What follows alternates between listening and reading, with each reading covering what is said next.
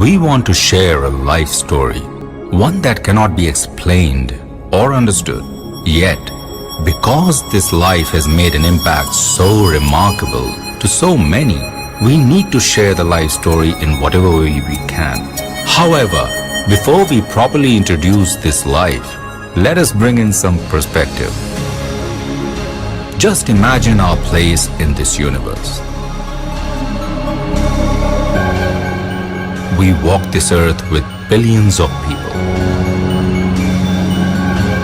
This tiny planet amongst endless planets and universes, this earth that we call our home, stands within a universe that is the smallest of all. God, because of His causeless mercy, began another creation of the universe as a lotus stem extends from His divine belly. He then manifests a lotus flower where Lord Brahma appears. Lord Shiva is already present.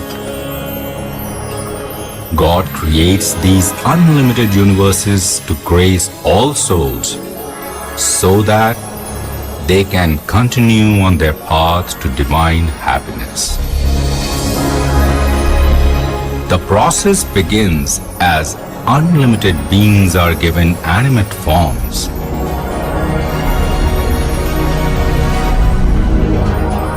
Unlimited universes are then created, each with its own set of governors, Brahma, Vishnu and Shankar. The Brahma of our universe has 4 heads. The larger the universe, the more heads Brahma has, representing the size of that universe. Now consider this. There are over 7.8 billion humans on this earth alone, not counting the trillions and trillions of other souls that are within other life forms. The Vedas tells us that 8.4 million life forms exist. The number of species of life multiplied by vast numbers within each and every form is inconceivable to the human mind. So, one single soul seems so insignificantly small in the massive scale of God's creation.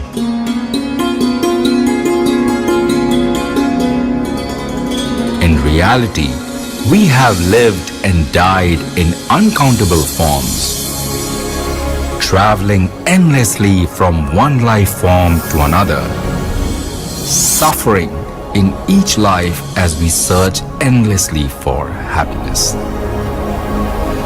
We have traveled to different universes, even stayed in heaven for a time, and experienced all our desires fulfilled.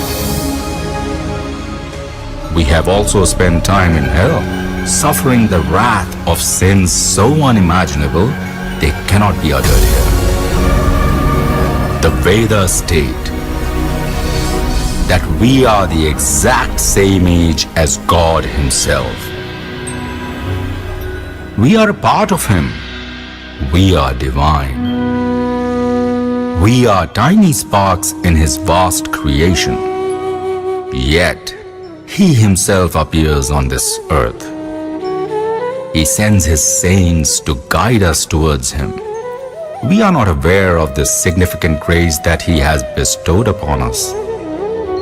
Instead, we question Him and His saints and have in some life or another criticized their actions.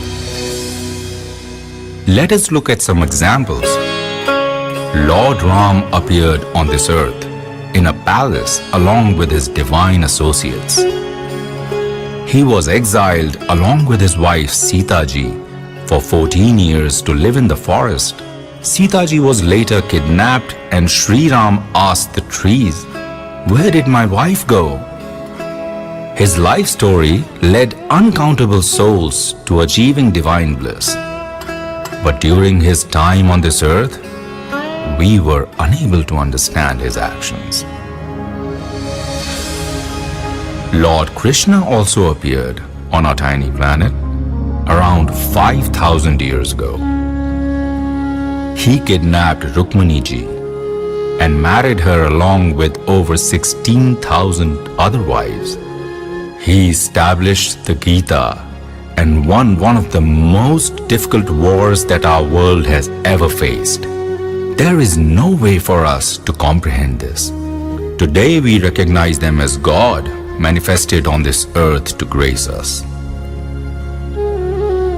Chaitanya Mahaprabhu, the avatar of Shri Krishna himself, spent most of his life in seclusion and practiced bhakti to Lord Krishna.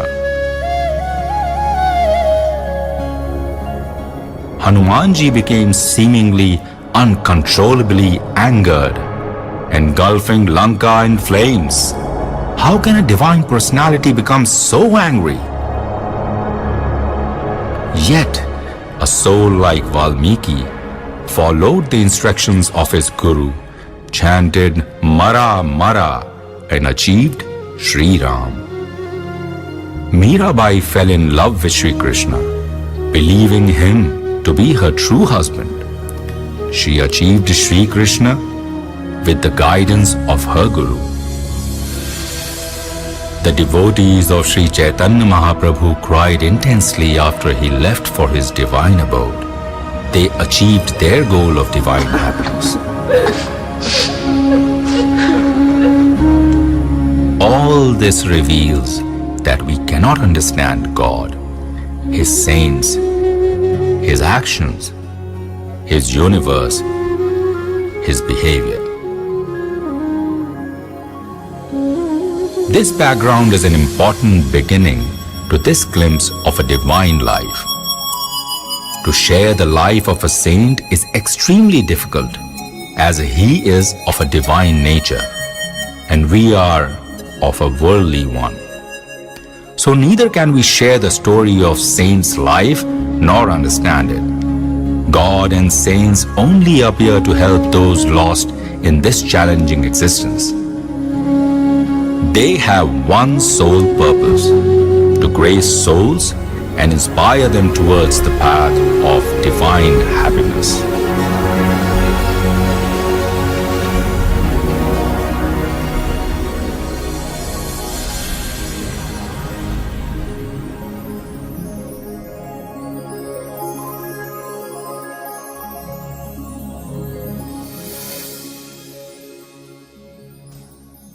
We take you to a village, a small but serene place within India.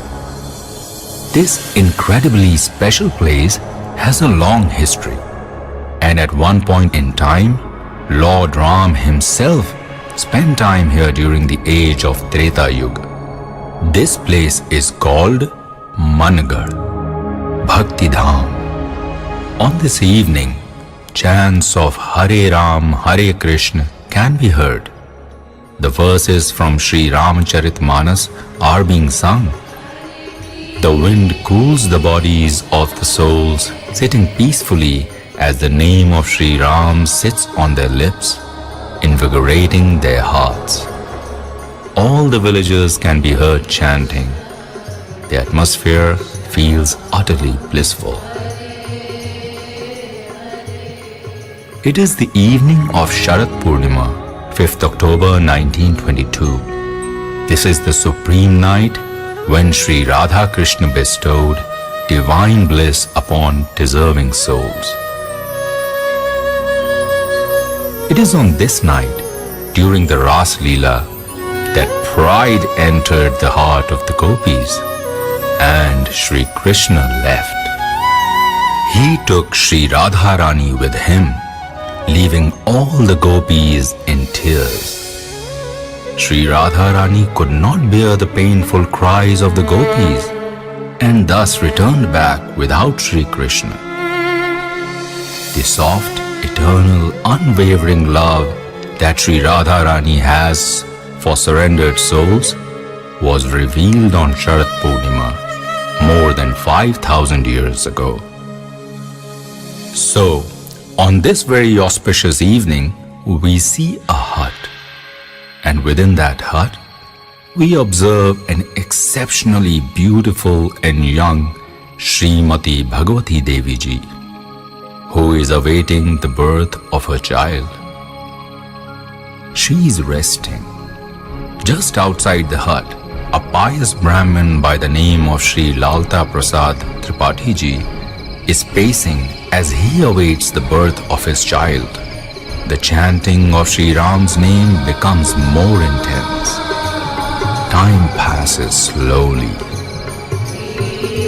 And suddenly mother sees 3 points of light coming towards her. They enter her belly. She feels the kick of her baby. She knows he is coming soon. She falls asleep. Her heart holds boundless joy. We continue to hear the singing of Shri Ram's divine names as the villagers cry out to him with endless tears. Suddenly it is midnight. A cry is heard, loud and strong, yet extremely sweet, as though Shri Krishna's flute is being played. A darling baby boy is born. Mother looks upon her child with awe.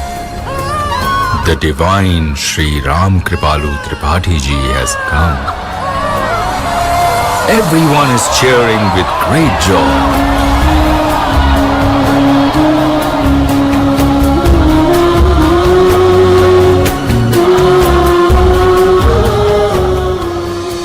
Let us get a glimpse of his childhood as we see a seemingly ordinary child do extraordinary things. In 1926, Shri Ram Kripaluji was enrolled in a local primary school near Mangar. What we have understood from his classmates at that time was that he was an extremely disciplined boy, always reaching school early and completing his homework on time. He was called the number 99, as this is the result he would always get. So, from childhood, he showed signs of true genius with extraordinary qualities. Recalling his childhood days, once Shri Maharaj Ji amusingly remembered, I scored 99% in a middle school exam. The students in my class gave me nickname 99.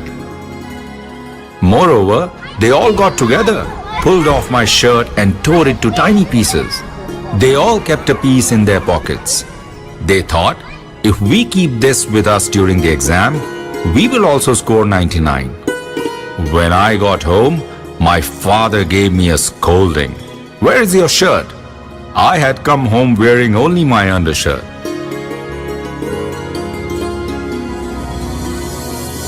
By 1932, he was enrolled in middle school, where he stayed till 1934.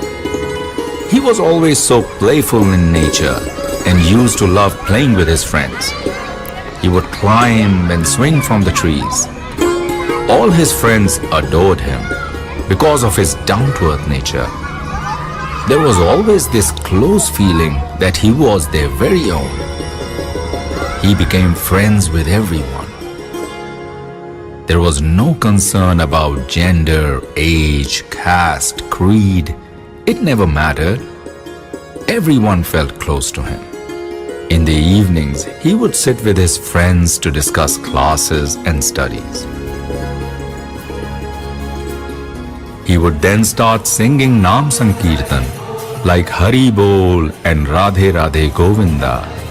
All his friends would follow him and he sang. Every evening this would happen. One day, his friends would start singing the names of Shri Krishna and he would follow. Not a day would go by without the chanting of the names of God. At this tender age, signs of his divine mission to bring love for Shri Radha Krishna into the hearts of deserving souls began.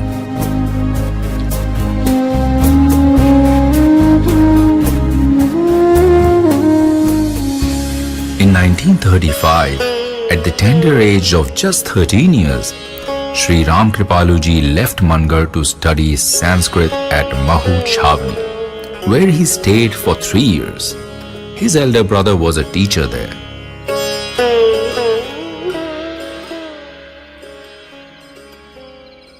One night, he was awake till 3 a.m. and seemed to be in deep thought. His brother became concerned. Entering his dorm room, he strictly told him to stop studying. In a state of trance, Shri Ram Kripaluji just nodded his head and then set out on foot for the dense jungles of Chitrakoot.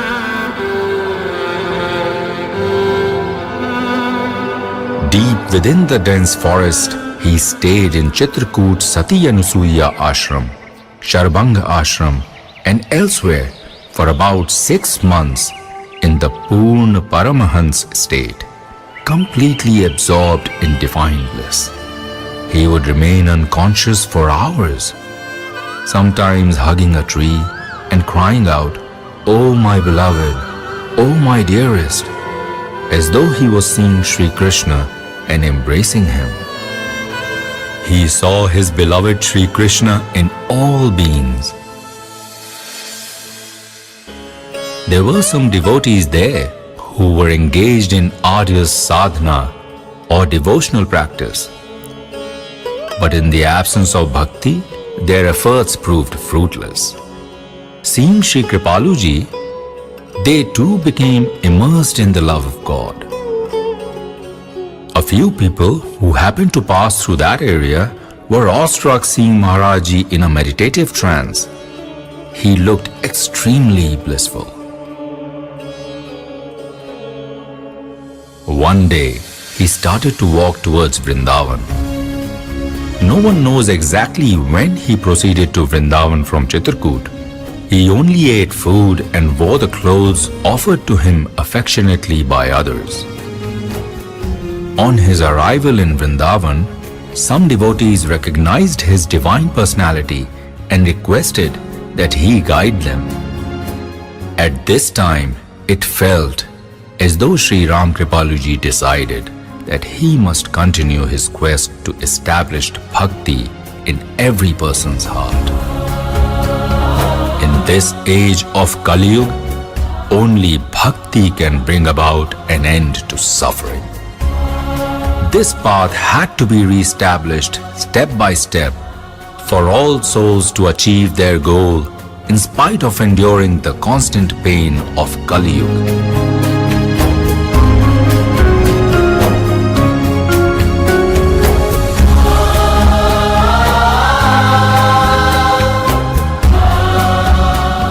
To begin his quest to reveal the science of Bhakti Yoga to the world, Shri Kripaluji, at just around 32 years of age, organized a unique conference in Chitrakoot between 16 to 31st October 1955.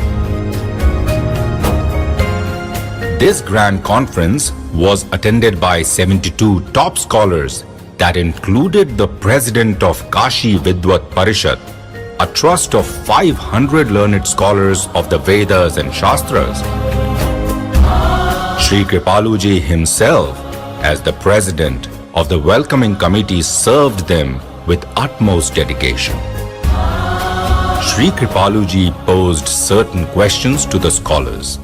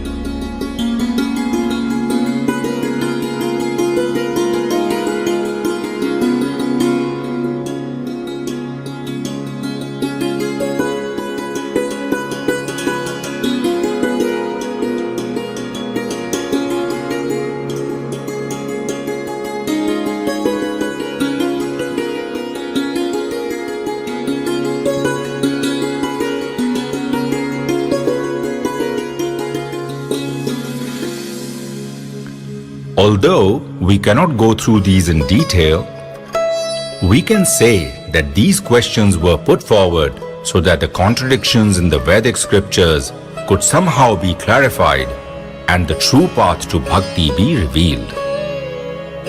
None of the speakers at the conference were able to provide answers to these deeply spiritual questions, simply because only one who has complete knowledge of all the 4 Vedas and 6 Shastras can alone reconcile the contradictory principles found within these scriptures.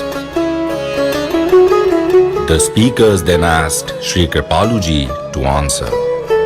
He humbly accepted and spoke every night as the final speaker from 8 p.m. to 10 p.m. during this conference.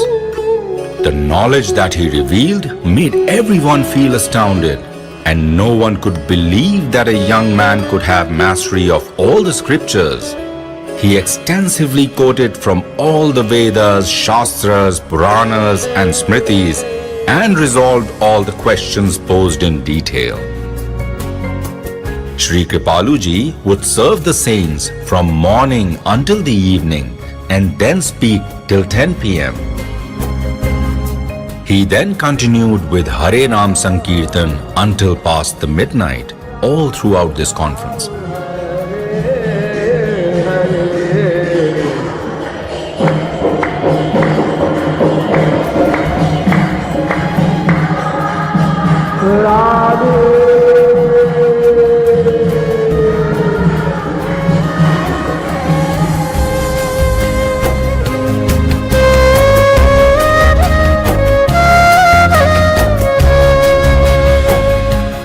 Another conference was organized by Shri Kripaluji in Kanpur from 5th to 19th October 1956.